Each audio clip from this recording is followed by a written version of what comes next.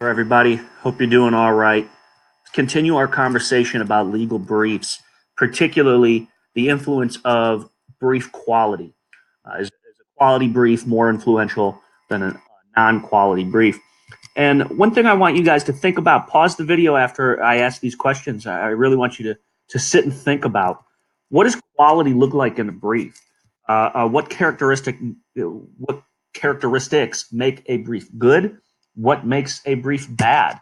And I want you to think about whether or not quality briefs are more influential and why that might be. You could make the argument that they shouldn't be. The legal argument is the only thing that matters. There's sort of truth in the law. At least that's what we're taught. So why would it matter that a brief is good or bad or possesses some quality or not? So there are some normative questions here, and I think they're pretty interesting to think about. So the reason that we're talking about this is, do briefs matter, or is it just their content? Is there something about a brief that matters? We know from previous conversations that briefs with emotional languages are not persuasive. We know that briefs do influence the law. That is to say, justices steal language or they plagiarize language from the briefs themselves, and that ultimately influences the direction of the law. But these things, our past couple of conversations refer very specifically to the language used or sort of the content that was there and kind of stolen. What it doesn't refer to is how the things are stated in the brief. To say this a different way, the previous things that we've talked about, emotion and language, and sort of what's stolen, they refer to the things that are stated in the briefs, but they don't talk about the way they're stated. And I mean at a basic, middle school English level. What about things like syntax, sentence structure, clarity, use of passive tense, and all that type of thing? Do these have some influence on the influence of briefs themselves? So, a researcher, Feldman, he wanted to find out. So he set out to measure brief quality. First, you have to define what quality means. And you might have a different concept of what quality means than me, and vice versa. John Roberts, Chief Justice John Roberts, has said, "I'll read good briefs and I'll understand that's a good brief." And you'll try to think back at exactly what it was that made it a good brief and the sentence structure and how it flowed together. So we see some anecdotal evidence here that things like clarity in grammar and appropriate syntax and, I don't know, infrequent semicolon use or whatever, they seem to matter. Even though Justice Roberts seems to suggest that those are intangible qualities of a brief, he doesn't discount those intangible qualities. So let's think about what makes an essay in this class good. So pay attention here. What makes an essay in any class good? It's probably the same thing that makes a brief good. It's the same thing that makes a newspaper story good. Right? Specifically for a brief, a good one probably connects the law to the case outcome, right? So here's this abstract legal principle that we're talking about, and here's what that means when the justices write the law or write the opinion. How are those two things connected? So clarity matters. It can't be confusing. The use of something like too many double negatives or something could also reduce clarity. So again, clarity matters. A good brief probably isn't outwardly attacking the other party, saying they're idiots or they're just wasting the court's time or something. So tone probably matters. A positive brief is probably more influential or perhaps just better in quality than a negative one. It's important to keep the reader's attention or their focus. Brevity might matter there. Brevity being sort of the parsimony, the sort of briefness. So keeping it short, keeping it concise but informative is probably pretty dang important. Each of these things probably connects to a justice's ability to actually glean information. This is where we're seeing the rubber meet the road on why quality might matter. If a brief possesses these properties, it's probably just easier to understand and therefore learn from it. So try to get some information from that. It's probably just easier. So let me give you an example here. Feldman highlights this excerpt from a brief that does not meet these criteria. And it's long, but I'm going to read the whole thing. This is from a case called Bradley versus Richmond School Board. The brief writes, in this context, any limitations which failed to extend the scope of the award back to the time of this court's decision in Brown versus the Board of Education would be arbitrary and productive of the incongruous results that many of the school authorities who, with the massive resources of state treasuries at their disposal, openly defied this court's earlier mandates against segregated education would escape the reach of any charge for the payment of fees incurred in the tortuous litigation which those seeking admission to schools on an equal basis were forced to undergo. I encourage you to pause here and spend the next 2 hours reading that to try to decipher it. It's a 100-word sentence. That's insane. It doesn't make any sense. Even if you were a lawyer, that's probably a confusing thing to have to read. So that is a brief that that you can look at that and know that there's no quality to that brief. It's confusing. It's hard to read. This is certainly not one of the briefs Roberts was talking about when he says that he recognizes quality. There's bad sentence structure here. I copied this. There's no typos on my account here.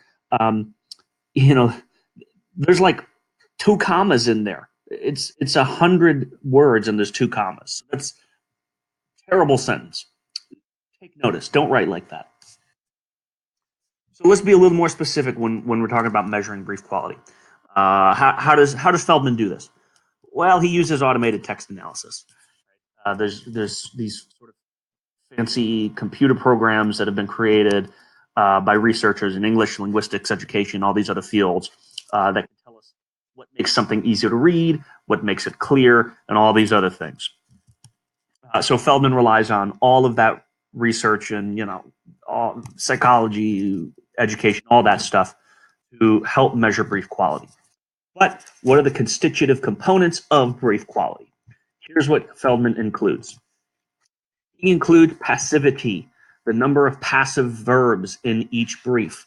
To remind you what a passive verb is, Miles changed the tire as an active verb. That's easier to read than the tire was changed by Miles, which is passive verb. So changed, active, was changed by passive. Passive is bad. Take note. He includes lively language, and let me give you an example of lively language from a passage from Sandra Day O'Connor's, I think this is her biography. The first passage says, during her first years on the isolated ranch, Sandra had no other children to play with, but she found plenty of things to entertain her. There was a world of deserts and canyons to explore and all sorts of wild animals to get to know. Many of the creatures of the desert became Sandra's pets. Sandra called, one day my father was on a roundup and he found a tiny baby bobcat that had been abandoned by its mother. He put it in its jacket and brought it home. We kept him for years and he grew up to be a great big gray cat. Now, let's consider that same passage, basically, but sort of pared down. During her childhood on the ranch, Sandra played by herself because there were no other children to play with. She explored the land and got to know the animals that lived there. Once her father found a bobcat and brought him home, it became a pet. The first passage is longer, but it's easier to read because it's descriptive. It's got different sentence lengths. You want to read more. So lively language is this property that makes you want to continue reading something. It doesn't seem so robotic. There's something about it that keeps you interested. So lively language is included. Wordiness, also one of the characteristics included. So it's the frequency of non-pronoun words. That is words like and, to, of, is, and for. The more that those are used, the more it leads to confusion. Sometimes it's just better to write 2 sentences instead of trying to link them together. So these common words can sometimes be a little confusing. So the more of those there are, seems that the brief will be of lesser Feldman also includes sentence complexity. It's the average number of words per sentence. You don't want to be the attorney writing that 100-word sentence over and over. And same with lively language. You kind of want to vary the number of words in each sentence. So the idea is that if there are, let's say, 30 words per sentence, probably going to be harder to read that brief than if there are only 50. Tone and sentiment are included as well. They can determine whether a document is overall positive or negative in tone.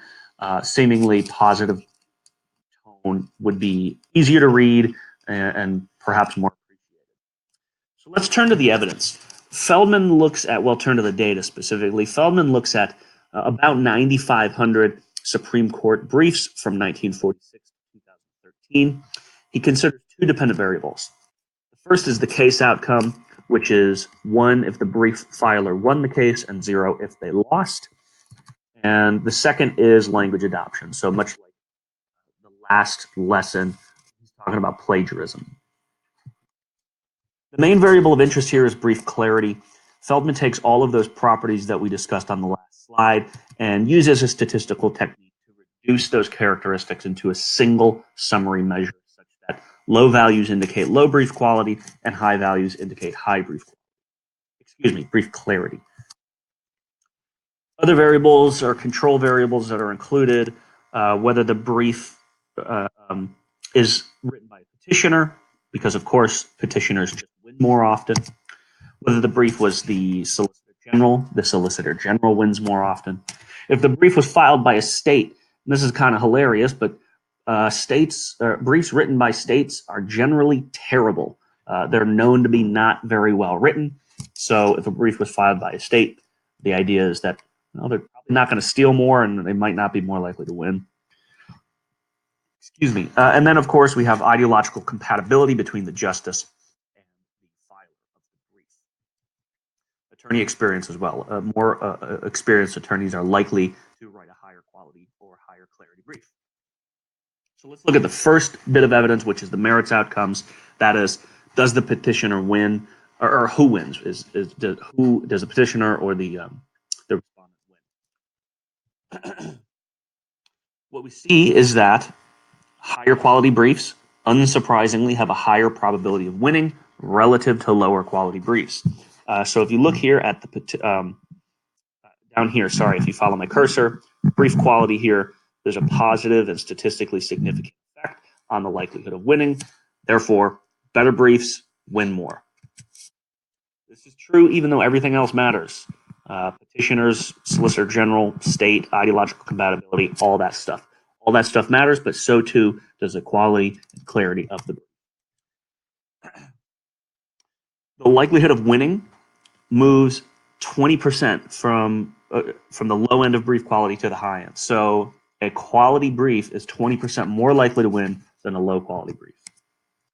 We look at the second bit of evidence, which is the language overlap, or if you will, the plagiarism.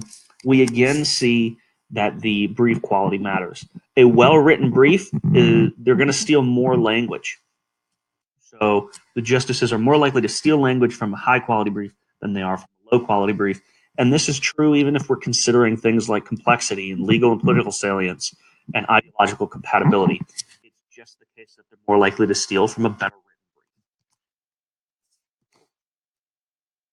written brief. Here I'm showing you the effect, the marginal effect of brief quality on overlap values. So across the x-axis is the brief quality from low to high, and on the y-axis is the percent of language stolen from the brief that makes its way into the written opinion. The percentage of overlap is effectively 0 for low-quality briefs. They just don't take anything. There's nothing worth taking, it would seem. But that value jumps to nearly 15% for high-quality briefs. And if you remember the last lesson about language overlap from Corley, the average is something like 10.5%. So we see here that high-quality briefs increase almost double the amount of, or increase by about 50% the language taken from the briefs when they're of high quality. So we learn that it's not just what the briefs say, it's also how they say it. And I don't just mean tones or emotions, but actually how it's written at a basic elemental level that would make your English teacher proud. Briefs that are well written, clear, concise, they're just more influential. The justices are more likely to vote for them, and they steal more language directly from those. So there we have some evidence that the content is not the only thing that matters. It's the package. The package matters too. So briefs seem to be very influential, and there's a lot of different elements of these briefs that prove to be influential. All right, that's it for this time.